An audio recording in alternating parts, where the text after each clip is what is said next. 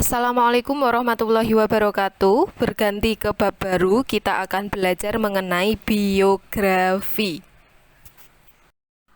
Ada yang namanya autobiografi atau biografi. Kita lihat autobiografi, huruf awalnya A, aku sendiri, riwayat hidup yang ditulis oleh aku, diri sendiri. Ya, sedangkan biografi, riwayat hidup yang ditulis oleh orang lain.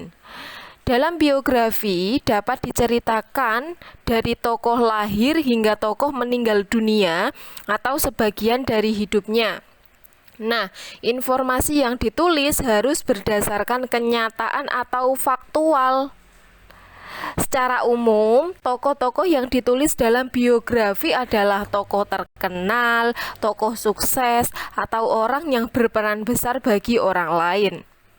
Manfaat tokoh di situ sudah ada, muncul kesadaran diri bahwa kita harus selalu belajar agar berhasil seperti mereka, tumbuh rasa bangga kepada tokoh, dan mendapatkan pengalaman hidup bahwa suatu keberhasilan dapat diraih dalam bekerja dan pengorbanan. Sedangkan hal yang ada di biografi, data pribadi tokoh, hubungan tokoh dengan keluarga dan teman, prinsip hidup, cita-cita dan perjuangan, hasil perjuangan yang telah dan belum dicapai, karya atau prestasi yang pernah dicapai dan dikenang hingga saat ini. Struktur bentuk tulisan dari teks biografi ada orientasi, kejadian penting, dan reorientasi. Orientasi, latar belakang umum tokoh sudah pasti terletak di awal ya, berisi tentang pengenalan tokoh, siapa nama panjangnya, panggilannya itu siapa, tanggal lahirnya di mana, bapak ibunya namanya siapa, diceritakan di bagian orientasi. Lalu kejadian penting berisi peristiwa-peristiwa atau kejadian-kejadian yang dialami oleh tokoh, dan ditutup reorientasi, simpulan mengenai rangkaian peristiwa.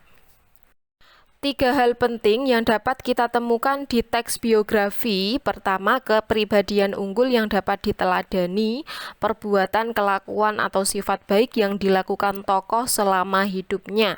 Nah, keteladanan, hal yang dapat dicontoh atau ditiru ya. Hal ini berkaitan dengan perbuatan, kelakuan, atau sifat baik yang dilakukan tokoh selama hidupnya. Tujuannya dari keteladanan ini diharapkan pembaca mampu mengambil sisi positif yang dilakukan oleh tokoh. Contohnya, sosok panutan, bekerja keras, berbakti kepada orang tua, selalu jujur, rajin belajar, masuk ke dalam kepribadian unggul. Ada pula hal menarik berhubungan dengan prestasi dan karya-karyanya. Contoh, Habibie menemukan rumus yang dinamai dengan faktor Habibie. Itu berhubungan dengan prestasi. Tidak semua orang itu bisa menemukan rumus. Kan gitu, berarti prestasi. Ketiga, masalah tokoh, kendala hidup tokoh. Paham sampai sini ya?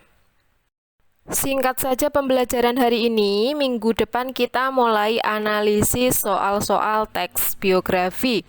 Saya cukupkan. Wassalamualaikum warahmatullahi wabarakatuh.